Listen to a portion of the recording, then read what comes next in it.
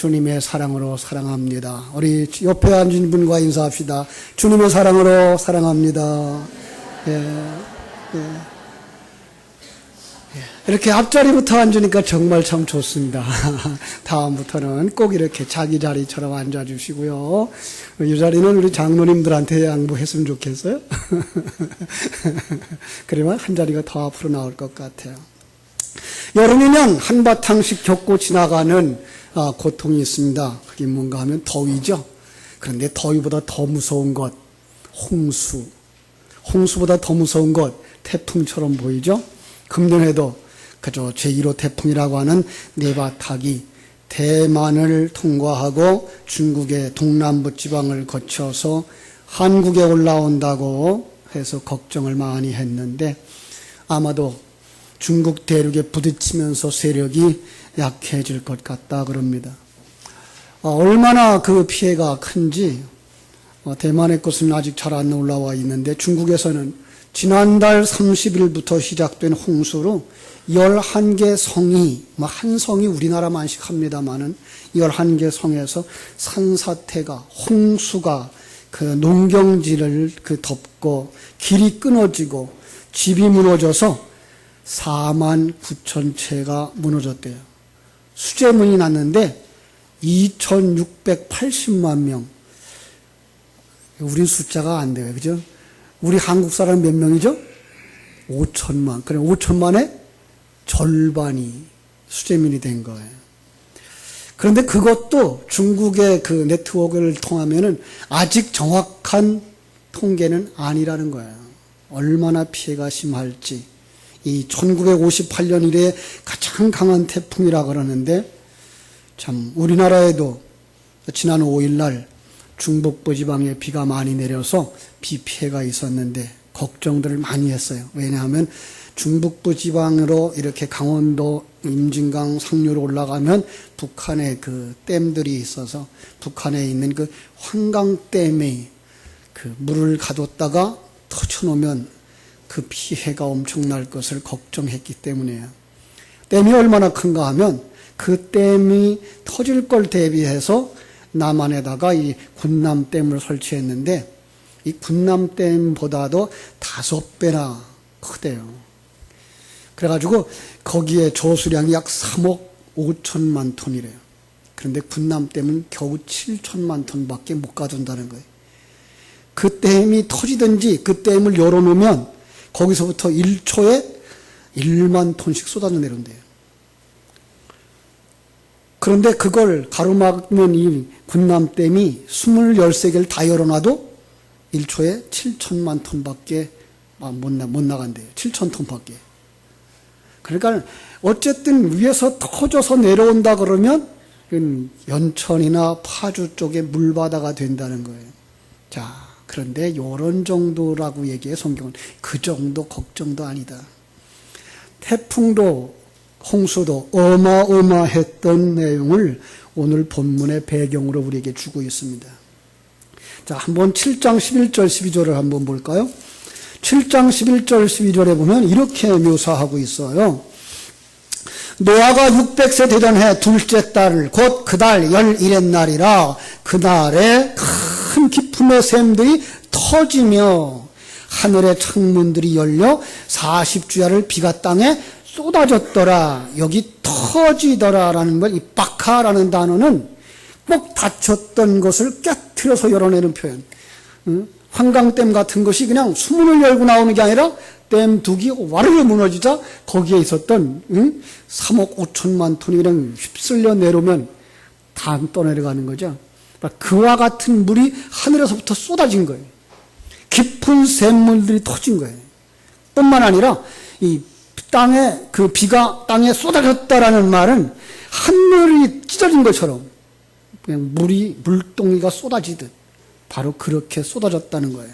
여러분, 그 결과 강이 넘치는 건 말도 아니고 마을을 덮치고 산을 덮쳐서 이 지구상에 호흡하는 생물은 하나도 남지 않고 다 물에 빠져 죽을 만큼 비가 왔다는 거예요. 참, 그 속에 사람이 살 수가 없는 거죠. 참 때마침 미국에서 성경에 나오는 방주를 지은 분들이 있어요. 이 창조과학회가 중심이 되어져서 이 방주를 정말로 큰 나무들을 사용해가지고 지었어요. 이 크기가 얼마나 큰가 하면요. 축구 경기장의 한 배 반, 길이로 따져서 135m, 폭이 22.5m, 높이가 13.5m에 7층 높이만 해요. 이번에 그 만든 비용이 1165억이나 들었다네요. 그런데 거기 관람료가 한 4만 원 된다는데 우리 한번 갈까요? 여러분, 그 속에 들었던 것들만 살한 거예요. 이 홍수가 왜 일어났는지 아십니까? 그 원인을 6장 1절 2절에서 말하고 있어요. 한 장 앞으로 넘어가면 6장 1절 2절. 사람이 땅 위에 번성하기 시작할 때에 그들에게서 딸들이 나니 하나님의 아들들이 사람의 딸들의 아름다움을 보고 자기들이 좋아하는 모든 여자를 아내로 삼은지라. 이 글자 그대로만 보면 이게 뭐 그렇게 대단해요? 그런데 이 속의 진리는 뭘 얘기하고 있는가 하면 이게 타락한 인간의 모습이다라는 거예요. 여러분, 성경 속의 타락한 인간의 모습을 어떻게 묘사하나요? 창세기 3장에서는 선악과를 따먹은 것, 4장에서는 하나님의 말씀에 순종하지 아니하고 제사를 자기 마음대로 드리는 것, 그리고 동생을 쳐서 죽이는 것. 그런가 하면 6장에서 오늘 말씀처럼 이렇게 자칭 하나님의 아들이다라고 말하는 거예요. 하나님의 아들, 하늘의 아들. 이걸 한자로 쓰니까요, 어떻게 쓰는가 하면 하늘 천자, 아들 자자, 천자예요. 하늘의 아들이에요. 이거 역사 속에 있었던 많은 왕들이 자기를 지칭해서 나는 하늘이 낸 자야, 이런 의미로 썼던 말이에요. 이게 중국에 가면 잘 이해되는 바로 그런 단어예요. 그래서 그들은 자기가 좋아하는 것, 세상의 모든 것들을 자기 마음대로 가지는 거예요. 자기 마음대로 생각하고 자기 마음대로 행동하고 판단하는 것. 성경이 쭉 넘어가서 요한복음 4장에 가면 그러한 사람을 뭐라 그러는가 하면 남편을 5이나 두었던 여자, 이렇게 말하는 거예요. 자기의 힘이 될 만한 것, 배경이 될 만한 것 다 가졌더니 이게 타락한 인간이라는 거예요. 세상에서는 그렇게 가질 것 가지고 누릴 것 누리는 사람이 잘난 사람일지는 모르지만 하나님의 세계에서는 그것은 하나님을 왕으로 여기지 않는 모습, 이렇게 그려내고 있어요. 하나님을 주인으로 모시지 아니하고 하나님과 대적한 원수 반역자의 모습, 그런 사람들은 반드시 멸망한다라는 사건을 보여준 것이 바로 노아의 홍수인 거예요. 그래서 하나님은 이렇게 선포합니다. 6장 3절. 여호와께서 이르시되 나의 영이 영원히 사람과 함께하지 아니하리니 이는 그들이 육체가 됨이라. 육신이 됨이라. 이는 그들이 육신이 됨이라. 그러나 그들의 날은 120년이 되리라. 이렇게 말씀하십니다. 하나님의 영이, 하나님이 그 사람과는 영원히 함께하지 아니하리라. 타락한 이들은 하나님과 함께하지 않는데요. 그들 자신이 하나님이 함께하는 걸 인정하지 않고 산대요. 그곳이 어디예요? 이 지상이고 그곳이 바로 지옥이라는 거예요. 그렇습니다. 그걸 갖다가 바사르, 육체가 됨이라, 이렇게 말하고 있는 거예요. 육체라는 말, 육신이라고 그랬는데 그걸 원어를 살펴보니까 살이라는 의미도 고깃덩어리라는 의미가 있어요. 그런데 정확하게 해석하자면 벗은 자가 됨이라 그래요. 여러분, 벗었다 그러면은 성경 속에 벗은 것에 대한 이야기를 한번 살펴볼 필요가 있겠죠? 아담과 하와가 처음 지음받았을 때 벌거벗었으나 수치스러워하지 아니하였다. 그래서 그때는 요 벌거벗음을 아롬이라는 단어를 써요. 그런데 타락하고 나자 그들은 벌거벗은 것이 부끄러워지기 시작하는 거예요. 그래서 부끄러움을 무화과나무 잎으로 가리죠. 그 무화과나무로 가린 그를 향하여서 바사르라고 말하는 거예요. 그들은 스스로 뭐라 그래요? 요한계시록 가면 스스로 그들은 나는 부자야, 나는 권력을 가진 자야, 그래서 부족한 것이 없어.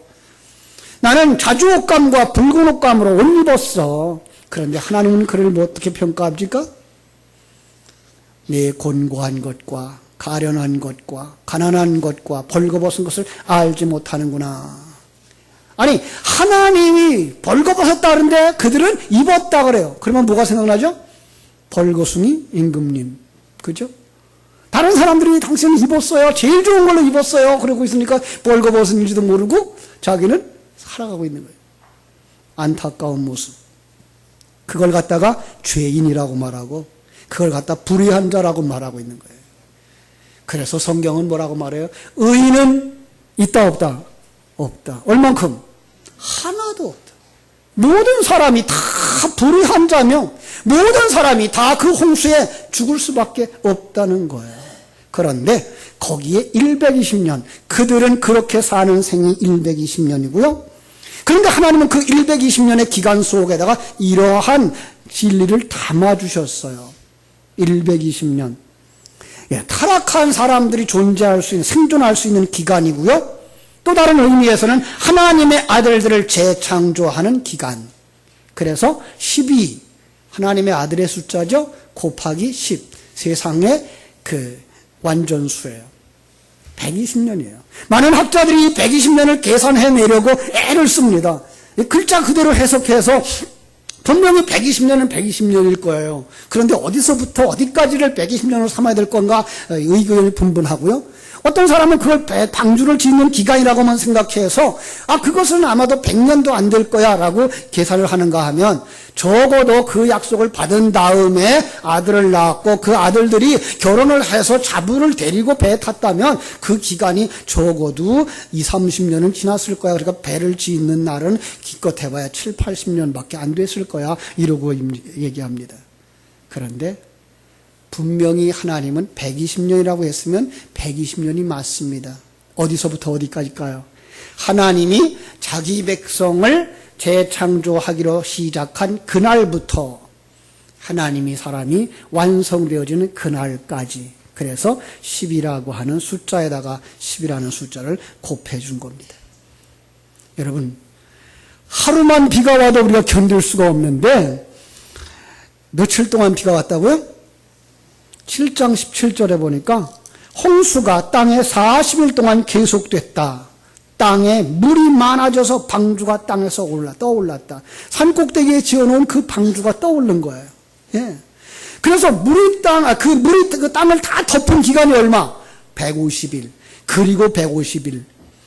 예. 물의 높이가 15규빗. 이게 다 상징 숫자입니다. 분명히 그때는 이런 기간 동안에 이 땅이 물속에 있어서 다 기식하는 동물들은 다 죽었다고 하고요. 그렇게 오랜 시간 걸렸어요. 그런데 하나님은 그 속에 숫자 안에 진리를 담아서 여러분과 내가 살고 있는 이 시대에 바로 홍수시대라고 말하고 있는 것을 보시게 됩니다. 왜냐하면 40이라는 숫자에 여기에 힌트가 있습니다. 성도의 일생이고요. 성도들이 재창조되는 기간이고요. 더 쉽게 말하면 이 역사의 전체 기간이라고도 말할 수가 있습니다. 그래서 모세가 시내산에 올라가서 율법을 받아가지고 내려오는 기간이 40일이고요. 예수님이 성령의 인도함을 받아서 사단에게 시험받는 기간이 40일이고요. 예. 그러니까 성도의 일생인 거예요. 성도들이 재창조되는 기간인 거예요. 그런데 그 기간 동안에 뭐가 내려요? 비가 내리는 거예요. 여러분, 이 비를 뭐로 상징하고 있나요? 성경 속에 있는 비는 이게 물이에요. 하늘로부터 내려오는 물은 곧 생명이고 진리의 말씀이에요. 그러니까 이 우리가 살아가고 있는 이 세계 속에는 진리가 지금 계속 내려오고 있는 거예요. 그런데 그 진리 때문에 어떤 사람은 죽고 그 진리 때문에 어떤 사람은 사는 거예요. 어떤 사람은 그 빛 때문에 죽고 어떤 사람은 그 빛 때문에 사는 거예요. 어떻게 살 수 있을까요? 어떤 사람이 살 수 있을까요? 6장 8절에서 하나님은 노아를 이렇게 소개합니다. 노아는 여호와께 은혜를 입었더라. 9절 노아는 의인이요 당대의 완전한 자라. 그는 하나님과 동행하였더라. 이겁니다. 노아는 은혜를 입었습니다. 어떤 은혜요? 하나님이 그와 동행하는 은혜.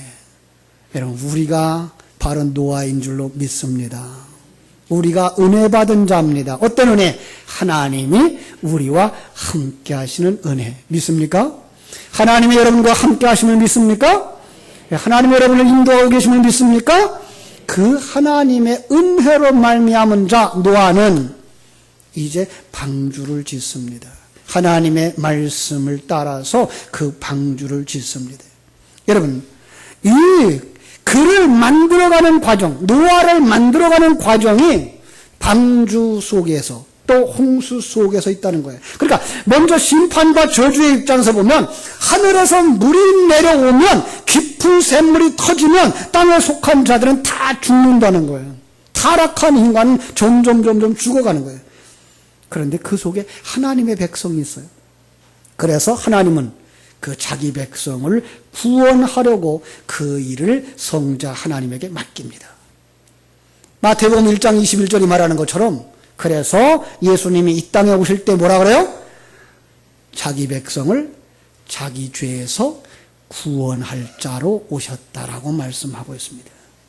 성자 하나님이 인간의 몸으로 이 땅에 오셔서 자기 백성들이 받아야 할 모든 죄를 다 짊어지시고 나무 십자가에 달리는데 그것이 방주입니다. 그래서 다른 사람들은 그 물 때문에 죽는데 방주가 그 물을 다 맞는 겁니다. 그 저주의 물을 다 맞는 겁니다. 방주는 심판과 저주를 다 받고 죽은 예수의 상징이고요. 사망 권세를 이기고 부활하신 예수의 상징인 것입니다. 그래서 신약 성경에 보면 그 방주에서 살아난 것을 바로 세례라고 말하고 있고요. 바로 예수님과 같이 세례에 임하였던 것을 우리가 기억하게 하고 있습니다. 그렇습니다. 하나님은 그 홍수 후에 또 40일이 지나서 창문을 열립니다. 창문을 열면 그 속에 뭐가 들어올까요? 빛이 들어옵니다. 그죠? 어두운 세계가 빛이 들어오므로 방주 안에 있는 이들이 빛의 세계의 존재인 것을 증거합니다. 자, 이런 방주의 이야기를 오늘 본문은 요약해서 우리에게 가르쳐주는 부분입니다. 이제 본문으로 갑니다. 창세기 9장. 자, 노아가 세 아들과 함께 이제 그 자식들을 낳고 살기 시작하는데 농사를 지어서 포도주를 마시고 취하여서 그 장막 안에서 벌거숭이가 되었습니다. 자, 농사를 짓고 그 포도주로 취했다 그랬는데 놀라운 건 여기다가 그 포도주라고 학자들은 말하고 있습니다. 그 포도주, 어떤 포도주일까요? 앞에서 물에 빠져 죽을 수밖에 없었던 그들이 마셨던 그 포도주. 결국은 노아도 그들과 다를 바가 없는 존재였다는 걸 이 단어 하나에다가 담아주고 있는 겁니다. 그렇습니다. 여러분과 내가 이제 이 방주 같은 교회 안에 들어와 있습니다. 근데 우리도 아직 세상 사람들과 다를 바가 없는 겁니다. 자, 그것 때문에 그는 거기서 수치를 당합니다. 성경은 그래서 술 취하지 말라 이는 방탕한 것이니 오직 성령의 충만을 받으라라고 말합니다. 이 말은 술 마시면 지옥 간다는 말이 아닙니다. 성령 충만의 반대 상황을 술 취함이라는 단어로 묘사하고 있는 겁니다. 성령 충만함의 반대, 그게 뭐예요? 세상 충만이고 사단 충만입니다. 세상을 사랑하고 세상과 짝하여 살아가는 것을 술 취함이라고 말하고 있는 것입니다. 아니 어떻게 노아가 당대의 의인이라면서요, 은혜를 입은 사람이라면서요, 어떻게 그가 이렇게 타락할 수가 있죠? 타락한 모습을 나타낼 수가 있죠? 이것이 바로 우리에게 가르쳐주는 진리입니다. 여러분과 내가 하나님의 사람으로 거듭난 것 믿습니까?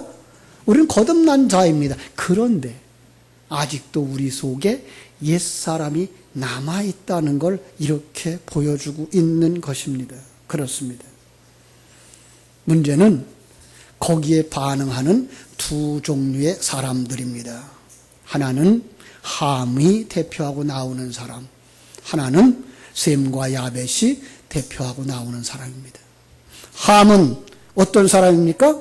아버지의 하체를 보고 아버지의 수치를 보고 밖으로 뛰쳐나가 형제들에게 나팔을 부는 사람의 모습입니다.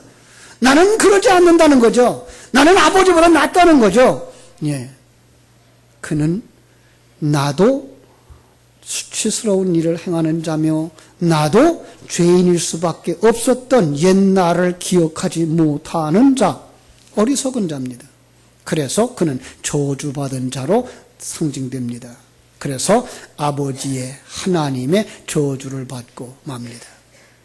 셈과 야벳은 옷을 가져다가 자기들의 어깨에 메고, 그죠? 자기들이 이 옷을 덧입은 자인 것을 시인하는 장면입니다. 어떤 옷입니까? 그리스도의 의를 덧입혀 주신 것입니다.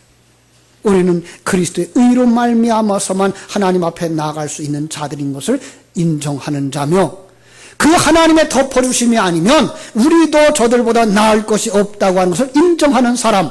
그래서 그들은 그걸 가지고 들어가서 상대방의 수치를, 부끄러움을 들춰내는 것이 아니라 보지 아니하고 그 옷으로 그들을 덮는 겁니다.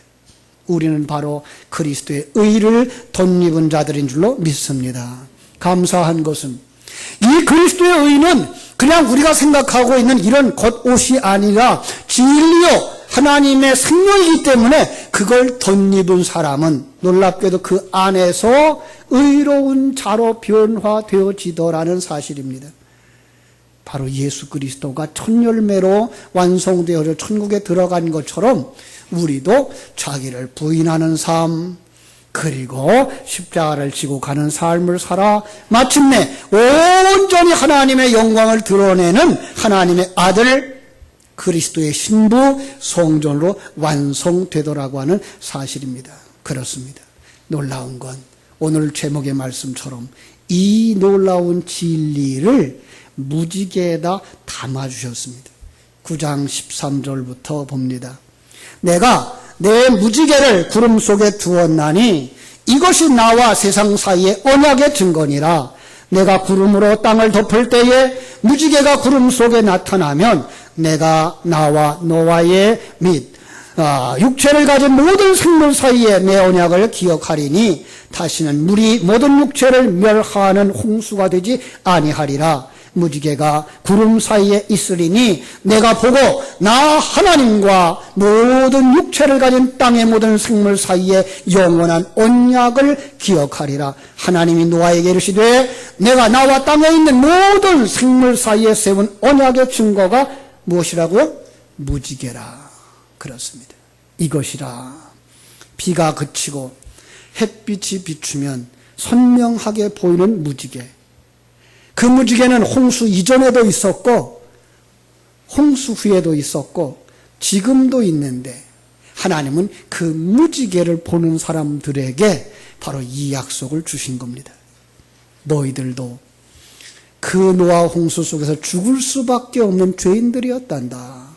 그런데 예수 그리스도를 상징하는 방주 안에 너희들이 들어있었기 때문에 누가 집어넣어줬어요? 하나님이 집어넣어 줬기 때문에 거기서 옛사람을 벗어버리고 새사람으로 완성되는 과정을 거쳐서 너희들이 천국에 들어가기로 약속된 거야. 너희들은 바로 그리스도의 의를 덧입은 자들이니 다른 사람의 허물과 다른 사람들의 약점을 들춰내지 말고 그리스도의 의로 덧입혀줘라. 그리스도의 의로 덮어주거라. 그러면 그가 그 그리스도의 의 안에서 거룩한 자가 될 거야 라고 말씀하고 있는 것입니다. 그렇습니다.